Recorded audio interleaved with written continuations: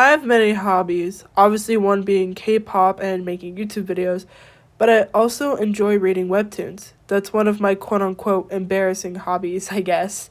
If you want to know what webtoons I like to read, here's a screenshot on screen if you're interested. Feel free to judge my taste, I don't care.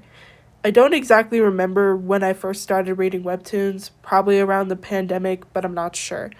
I love webtoons for many reasons, but mainly for the art style and the plot. I've read many webtoons through my time, but I've always been interested in webtoons based on K-pop groups, aka the ones made by Hybe labels. Hybe knows that the webcomic market is huge. In fact, Webtoon as a company is worth over 1.27 billion US dollars. I know it was worth a lot of money, but I wouldn't have guessed that much. In total, there are currently 6 Hybe group webtoons, and in this video, I'll be giving my thoughts on them. As I said, I'll be reviewing / giving my thoughts on these Hybe webtoons to see if they're actually good and to see if Hybe didn't just make them for a cash grab. I'll also be rating them from 1 to 5 stars. 1 means bad and 5 means good. None of these webtoons are a 1 or a 2, by the way. I'm very generous with my ratings.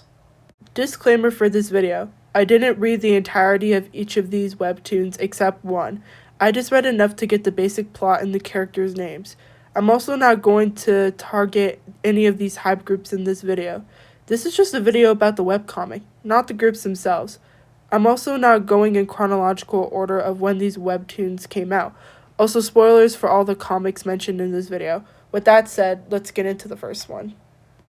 1 in a billion. No, not good. I'll tell you everything. Dark Moon was actually one of the first webtoons I read getting into this niche and read from start to finish. I kept getting ads for it everywhere and finally gave in. At first, I didn't even know the webtoon was about Hybe. It wasn't until they released a song for the webtoon, aka 1 in a billion, and heard the members' voices when I realized that it was about them. By then, I was still in my baby K-pop fan phase and mostly cared about the music only, so cut me a bit of slack, please. By the way, the soundtrack for this whole webtoon is amazing. This is Hybe's concept at their best. They released a special album last year with other songs from the webtoon, and all the songs on the album are so freaking good. I really recommend you guys listen to it if you haven't already. I'd also like to mention that I haven't read the comic in full since it ended, so I'm mostly going off of memory and stuff that I read on the wiki page. I would go reread it on Webtoon, but you have to pay for episodes, and I refuse to give Hybe or Webtoon any of my money. The basic summary of Dark Moon focuses on the main character, Sua, who goes to this school that only happens at night, where she meets a group of boys, aka the members of Hybe. The boys are vampires, but Sua doesn't know that yet, and Sua herself also has a secret. She has incredible strength and basically can lift up anything.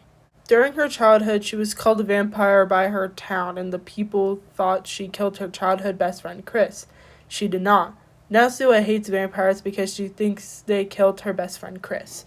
Most of the story takes place at the school, Decilius Academy, where she meets the boys. The boys' names are Heli, Jino, Shion, Solon, John, Jaka, and Noah. Sorry if I mispronounced any of them. And also very creative names, Hybe. I'm very impressed. To this day, I still don't know which member of Hybe is each character in the comic. I had to look this up because I wasn't completely sure. Heli is kind of the second main character and main man, while the other guys are just there. He's also the love interest for Sua. The boys also have different types of superpowers that relate to their vampire abilities. The amount of hate Sua got from the fandom was enormous. Fans were so pissed that she existed and that she was the main character instead of, the other members of Hybe, and also got to be with Heli, who is Hisung, by the way. She's a fictional character, and so is Heli. She's not a threat to y'all. What has she ever done? The webtoon is very similar to Hybe's lore. If you watch their music videos, then you'll most likely know what's going on in the comic. Like, the boys have a birthday party in one of the scenes, and they're pretty similar to the ones in the Drunk Days music video. Also, the same sport the members are playing in the Tame Dash music video they do in the comic too. There's also another school in the story called Sunshine City School for werewolves.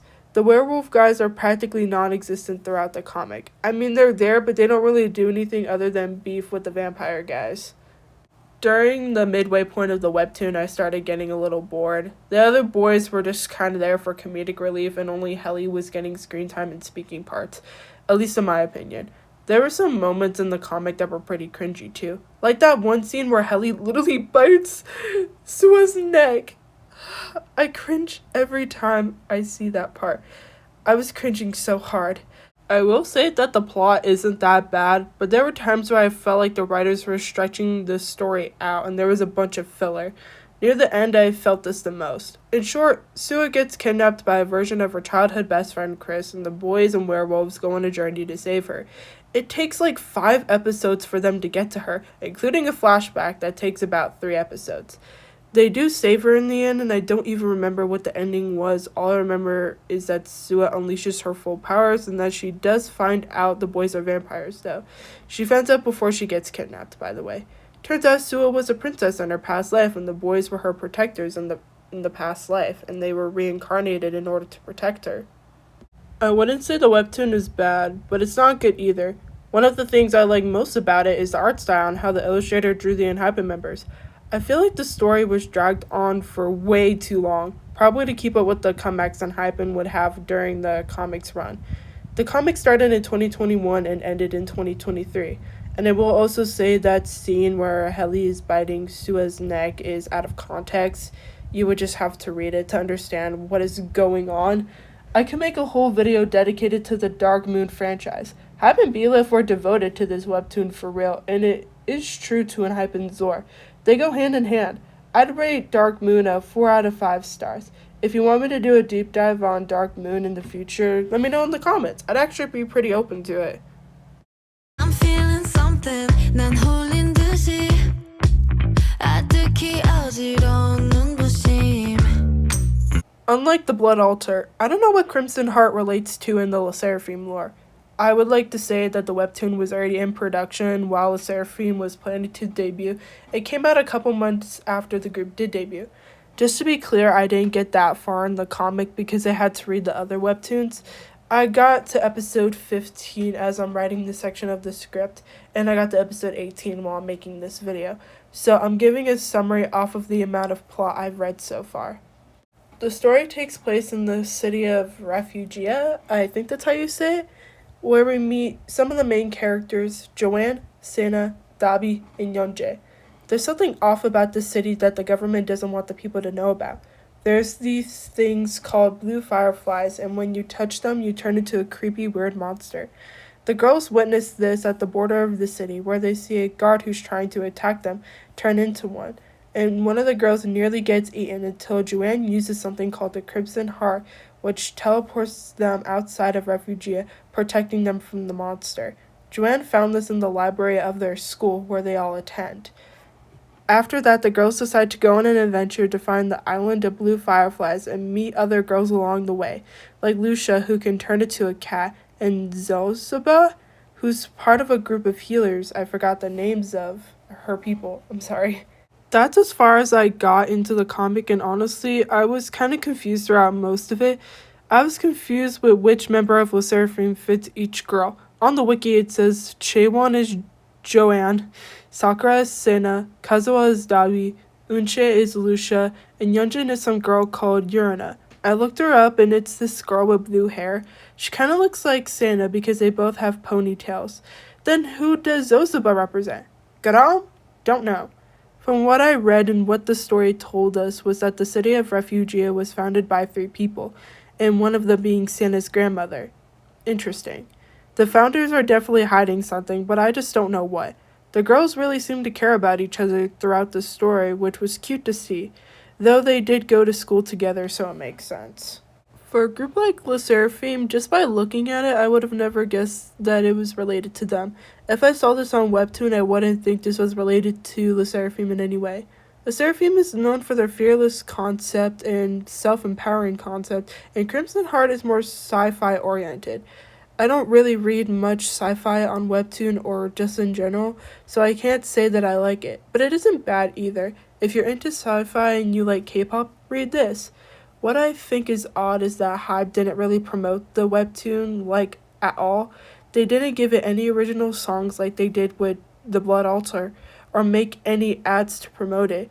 They had a YouTube channel for it, and I checked it and saw that they only made a Blue Flame promotion video, couple storyline interviews, and a behind the scenes. That's it. The only things that remotely connect Crimson Heart to the Seraphim lore is the Blue Flame Island and obviously the Crimson Heart. In the Impurities music video, they show crimsons in the background and even mention it in the song. I don't think these songs were made specifically for the webtoon, but I guess they came in handy. I feel like many Fear Nots don't even know that this webtoon exists, and also Hybe too. I think they just forgot about it, but they still kept it going till the series finale. They didn't specify if this was the end of the season or not. To me, this webtoon wasn't personally my taste, but I think many fans would enjoy it. I'd give it a 3 out of 5 stars.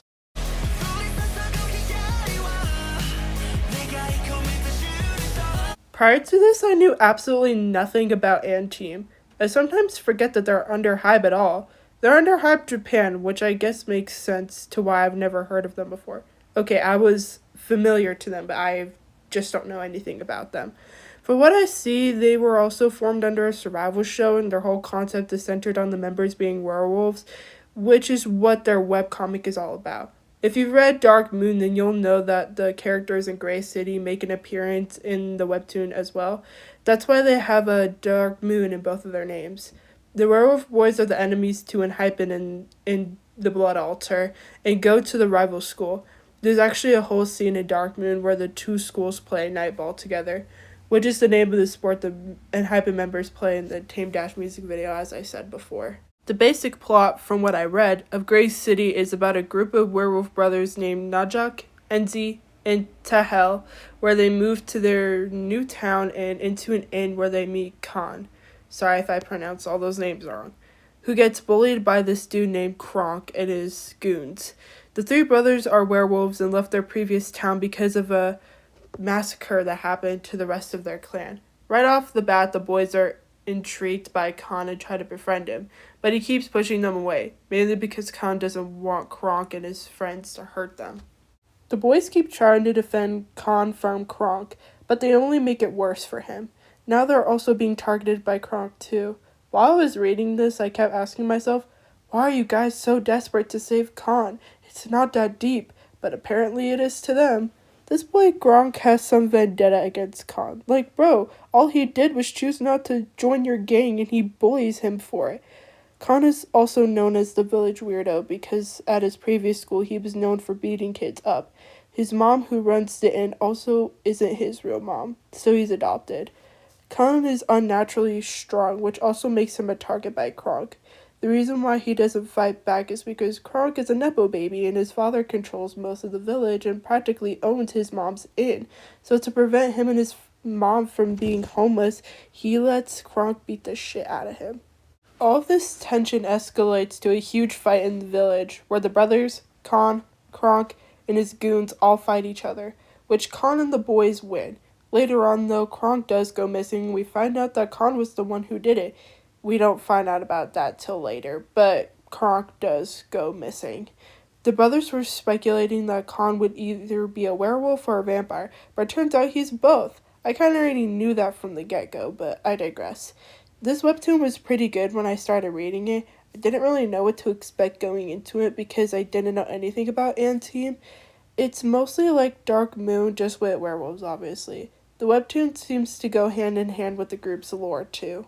The only things I didn't like too much about the comic was the art style and how predictable it was. The boys in Grey City aren't similar to how they look in Dark Moon, which I guess makes sense because there are two different teams that work for both Hybe and ennjoed. But I can't get on board with how they look in Grey City. And why do both groups even have in common? I think Hybe decided to do this crossover because werewolves and vampires have been seen as enemies in fiction for years now, just like a Twilight and the Vampire Diaries. I found myself knowing what was going to happen a couple times, especially when Khan ended up getting arrested and the boys started connecting the dots. Not all of the members at ennjoed even show up in the comic right away, and I want to see how the other members are going to come into the plot. I'm still reading it right now as I'm making this video because it is genuinely interesting to read. I'd rate Grey City a 4 out of 5 stars. I might also start getting into ennjoed as a group while I'm reading this. I listened to their most recent song, Dear Hunter, and it's really good. I think you guys should listen to it. Don't stop me falling. Before making this video, I actually knew about this webtoon surrounding TXT. I actually read a little bit of it till getting bored and reading other comics instead that were piquing my interest. For this video, I obviously had to go reread it, and I have many questions. The thing with these Hybe webtoons is that I can't tell which character in the comic represents each member of these groups. Like, that's what confuses me the most. With Star Secrets, it's ramped up to 100. Even the characters that represent each TXT member look the same. I just think many of them suffer from same face syndrome because like 2 characters have blue hair and 2 have brown hair. I also forgot their names. The plot of the story is about the 5 boys in the fictional group called Star One, who are a lower tier group and have no superpowers. There's a ranking between idols in this universe. Tier 1 are the idols with superpowers and are the most popular, while Tier 2 don't have any powers and are considered ennjoed versus the popular groups. I really liked the premise of this because it's kind of similar to how the hierarchy of idols are in the real world, aka the K-pop industry. The Tier 1 idols are also typically from the bigger companies, while Star 1 is from a smaller one. The boys' names are Sol, who is Subin, Eugene, who is Yeonjun, Viken, who is Bomgyu, Taho is Taehyun, and Avis, who is Hyunin Kai. Again, very creative names, Hybe. The boys have very good chemistry with each other, and throughout the webtoon, we see just how much they care about each other. None of the boys have powers when the story starts, but end up getting them as the story progresses. Each of their powers are different, and each member has a color that represents them.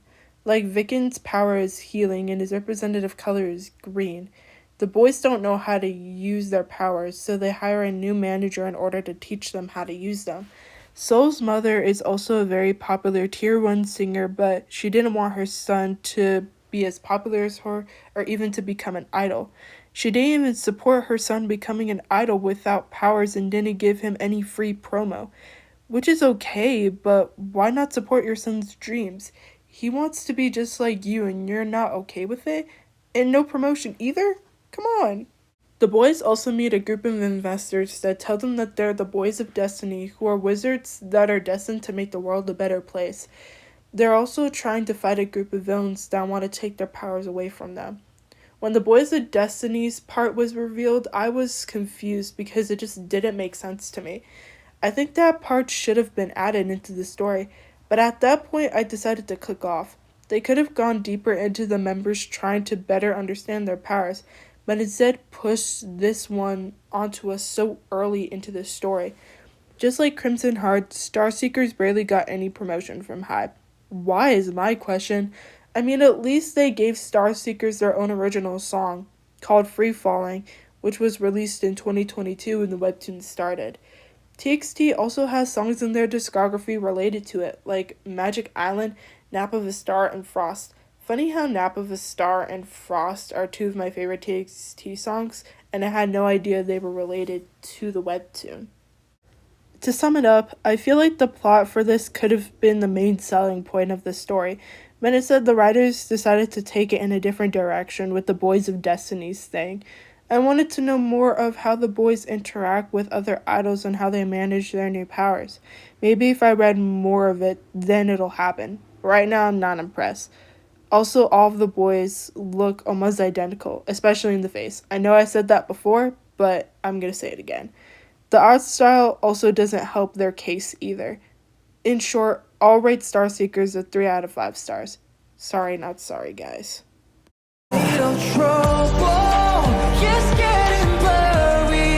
This is the second in Hybe and Webtoon and the third in the Dark Moon series. Children of Vanfield is sort of a spin-off, but also a sequel to Dark Moon the Blood Altar. The story takes place way before the boys meet Sua and when they escape the Vanfield house.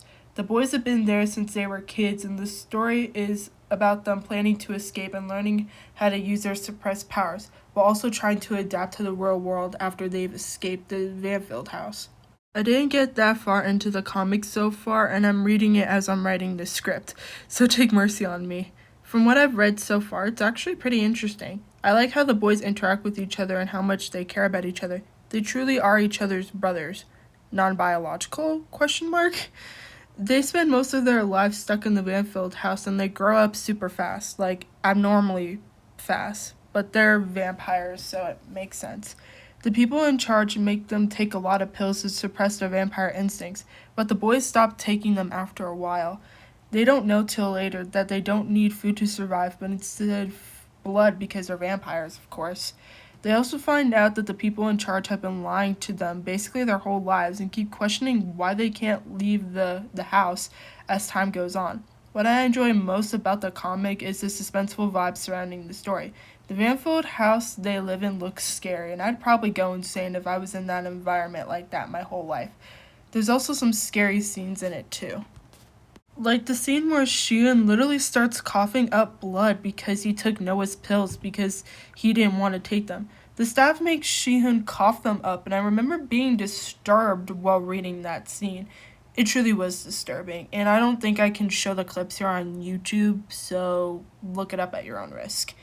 I don't think Hybe made this for a cash grab, and I think the comic is a key part to the Hybe lore as a whole. For their debut Given Taken, where the boys are inside a house, that's the Vanfield house, the same place the boys are in the comic and some parts in the Drunk Days music video. Children of Vanfield is the only webtoon by Hybe that's still ongoing as of now, so it's free to read on Webtoon. Out of all of them, this is probably my favorite so far in the video. Dare I say this is better than the original Dark Moon, the Blood Altar. I'll still be reading this, and I did subscribe to the webtoon too. Out of all the Hybe group webtoons, Dark Moon has been the most successful, aside from the BTS ones. Like I said before, this whole series could have been a whole video by itself. I'd rate Children of Vanfield of 4.5 stars. I do recommend you guys read it if you have time. It's fine because it really doesn't have anything to do with the original.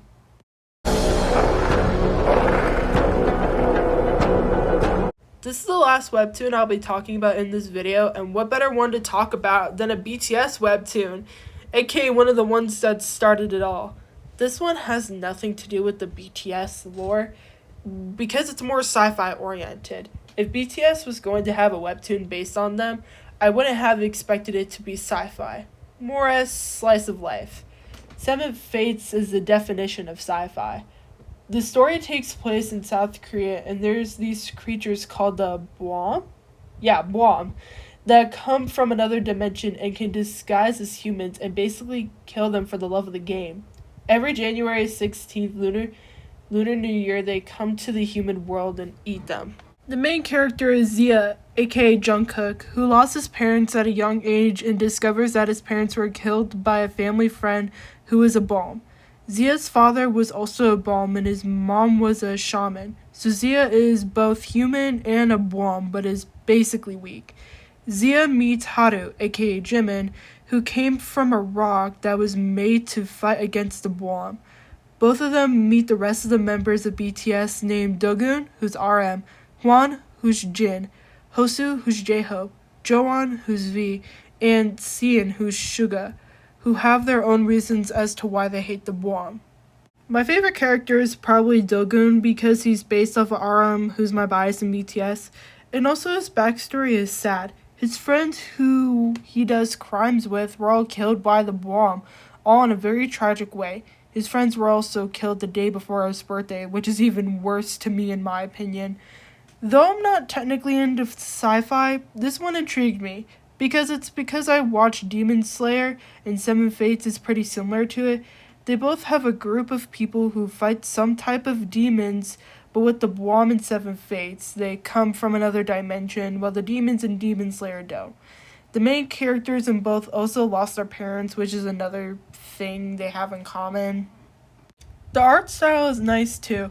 The way the Bwom are drawn is kind of scary, which I guess that was the point. Unlike the other comics, I could easily tell which character represented each BTS member. Hybe also didn't really promote this one either compared to all the other ones.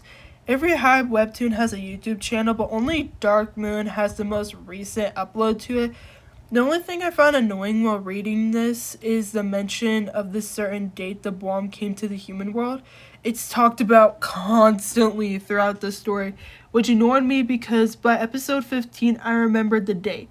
Like, I already know, and you don't have to remind me. Overall, this wasn't as bad as I thought it would be, and I'm gonna continue to read it after I'm done with this video. I'd rate 7 Fates of 4 out of 5 stars. Phew! This was a pretty long video, sorry guys, but I hope you guys got to this point, and if you did, congratulations. I had a pretty fun time reading all of these webtoons. As you can see by my ratings, Children of Vanfield is my favorite, but all of them are good in their own rights. You may be wondering I said 6 at the beginning of this video, that I read 6 webtoons, but I couldn't. The last one I was going to talk about was BTS Save Me, which I couldn't find it anywhere. I used a different website to watch all of these webtoons and I couldn't find it anywhere. So if you got to this point and you know where to read BTS Save Me other than Webtoon, please let me know in the comments. So the ending question is, did Hybe purely make these for a cash grab? Yes and no. For most of them, I could see the thought put into them, specifically Dark Moon and Seven Fates, especially with the art style. But out of all of them, Dark Moon got the most promotion. This is a market only Hybe has tapped into, and that's the one thing that sets the company apart from the other big companies. I am curious if other Hybe groups will get their own webtoons in the future. If I had to guess, the next group would probably be Islet and Cat's Eye, and probably Hybe's upcoming new boy group. Anyway, thank you guys so much for watching this video. If you want me to talk about webtoons more on my channel, let me know in the comments, and give me your own comments on all of these Hybe webtoons, if you read them or not, and what were your impressions of them. I hope you guys enjoyed this video. I'll see you guys in my next one. Bye!